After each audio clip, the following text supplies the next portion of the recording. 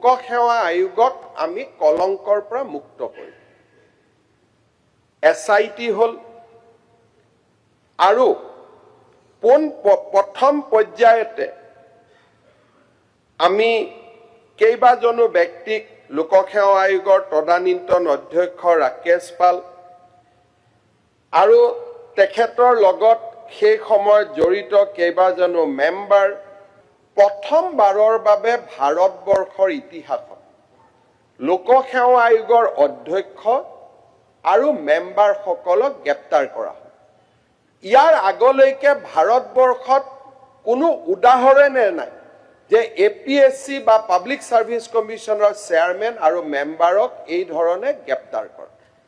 কিন্তু আমি সিদ্ধান্ত লৈছিলো যে নহয়, আমি এক্সেম্পলাৰী একশ্যন ল'ম। লোকসেৱা আয়োগৰ অধ্যক্ষক আইনমতে আমি ডিল কৰিম, গ্ৰেপ্তাৰ কৰিম, মেম্বাৰসকলক ডিল কৰিম আৰু এই গোটেই প্ৰচেষ্টাটোক নিকা কৰাৰ আমি